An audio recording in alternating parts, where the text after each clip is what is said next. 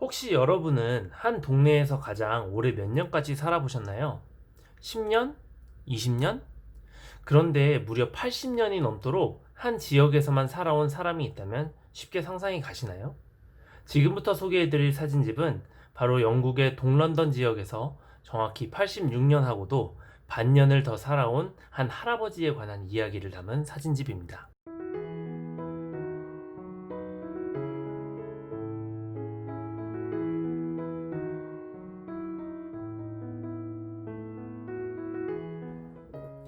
안녕하세요. 퍼앱의 사진집에 초대되신 여러분 환영합니다. 오늘 제가 두 번째로 소개해드릴 사진집은 바로 사진가 마틴 유스본의 I've lived in East London for 86 and a half years 라는 사진집입니다. 사진집을 살펴보기 전에 꼭 소개해드리고 싶은 점은 바로 이 사진집의 출판사 헉스턴 미니 프레스입니다. 헉스턴 미니 프레스는 영국 런던에 위치한 사진집 독립 출판사로서 프로 사진가들이 출판하는 크고 고품질의 사진집보다는 모두가 즐길 수 있고 나중에 나의 손자에게도 보여줄 수 있는 사진집을 출판하는 것이 목표라고 합니다. 저도 개인적으로 참 좋아하는 사진집 출판사이며 앞으로 여러분들께 다양한 헉스턴 미니 프레스의 사진집을 보여드릴 것 같습니다. 그리고 오늘도 미리 말씀드리는 한 가지, 지금부터 소개될 모든 사진집의 사진에 대한 저작권은 사진가와 출판사에 있음을 알려드립니다. 또한 소개되는 모든 사진집은 제가 직접 구매하여 리뷰함을 알려드립니다. 자, 그럼 다시 사진집에 대해 이야기해 볼까요? 이 사진집의 제목이 참 묘한데 직설적이면서도 궁금증을 자아낸다고 해야 할까요? 사실 이 책은 사진을 찍은 사진가가 엄청나게 유명한 것도 아니고 그렇다고 모델이 되는 인물조차 대단히 유명한 사람이 아닙니다. 그러면 어떤 이야기가 담겨져 있는 걸까요? 사진작가 마틴 유스본은 2007년 어느 여름 굉장히 이상한 광경을 마주하게 됩니다. 바로 자신의 작업실 창문으로 바라본 헉스턴 광장에서 한 노인이 눈에 들어온 건데요.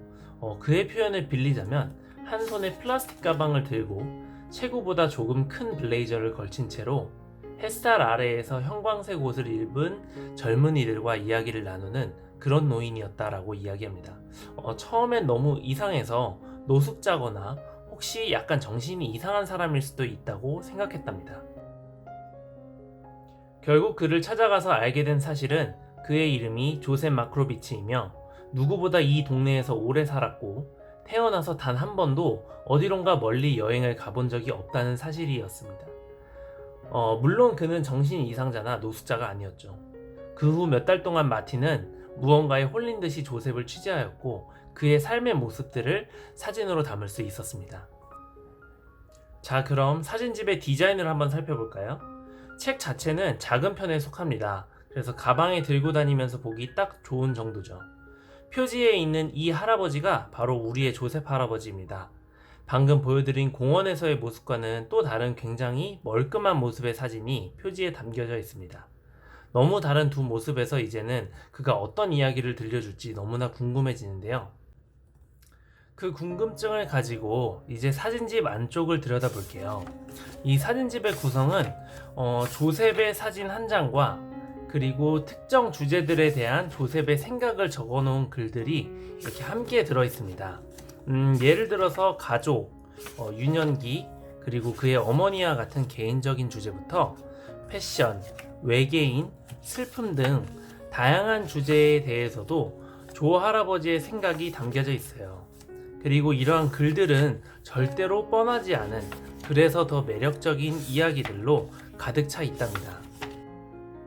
물론 이런 이야기들이 더욱 빛날 수 있게 마틴 유스본이 담은 사진들이 너무나도 매력적인데요.